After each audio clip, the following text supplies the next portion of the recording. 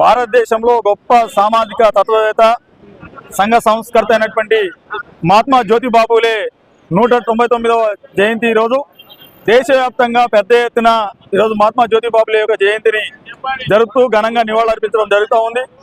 మహాత్మా జ్యోతిబా ఫూలే గారు ఈ భారతదేశంలో ఉన్నటువంటి కుల వివక్షత మీద యుద్ధం ప్రకటించినటువంటి మహోన్నత వ్యక్తి మహాత్మా జ్యోతిబా ఫూలే గారు. గులాంగిరి బుక్ రాయడం ద్వారా ఒక బానిస వ్యవస్థ ఈ భారతదేశంలో ఉంది.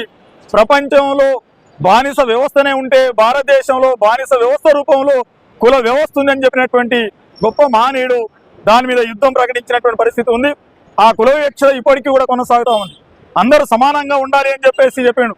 మనిషిగా చూడలేనటువంటి వ్యవస్థ భారతదేశంలో ఉంది అని చెప్పేసి మహాత్మా జ్యోతిబా ఫూలే గారు చేశారు. ఆ రకంగానే ఈరోజు అందరికీ సమానంగా ఉండాలి, చదువు అనేది అందరికీ అందాలి అని చెప్పేసి, చదువు మహిళలకు లేదు, చదువు అంటరాని వాళ్ళకి లేదు, చదువు బలైన వర్గాలకు లేదు, ఈరోజు ఉన్నంత అగ్రకులాలకు మాత్రమే ఉందని చెప్పేసి చెప్పినటువంటి బాపులే అందరికీ ఈరోజు సమానమైనటువంటి విద్య అందించాలి అని చెప్పేసి జీవితాంతం మహాత్మా జ్యోతిబా ఫూలే అట్లనే ఈరోజు సావిత్రిబాయి ఫూలే గారు కృషి చేశారు. వారి యొక్క స్ఫూర్తితోనే బాబాసాహెబ్ అంబేద్కర్ ఈ దేశంలో కులకి వ్యతిరేకంగా రాజ్యాంగం రాసినప్పుడు కూడా దానికోసం ఈరోజు వాటి అన్నింటినీ దృష్టిలో పెట్టుకుని రాజ్యాంగం రాసినటువంటి పరిస్థితి ఉంది. అందుకని మహాత్మా జ్యోతిబా ఫూలేకు నివాళులు అర్పించడం అంటే ఈరోజు కులవివక్షకు వ్యతిరేకంగా పోరాటం చేయడం, ఈరోజు కుల రహిత సమాజాన్ని ఈరోజు స్థాపించడం కోసం కృషి చేయడం అనేటటువంటిది.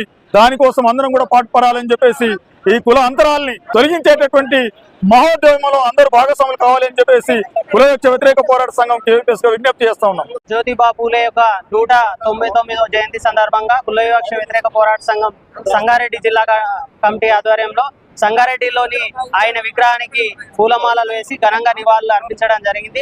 ప్రధానంగా ఆయన 18వ శతాబ్దంలోనే కుల పీడనకు వ్యతిరేకంగా, అసమానతలకు వ్యతిరేకంగా పెద్ద ఎత్తున పోరాడినటువంటి పరిస్థితి ఉంది. ఆయన యొక్క స్ఫూర్తితోటి రాబోయే కాలంలో కూడా కుల వివక్ష వ్యతిరేకంగా, అంటరానితనం వ్యతిరేకంగా, అసమానతలకు వ్యతిరేకంగా కుల వివక్ష వ్యతిరేక పోరాటం చేస్తుంది. ప్రజలందరూ కూడా సహకరించాలని చెప్పేసి ఈ సందర్భంగా విజ్ఞప్తి చేస్తారు.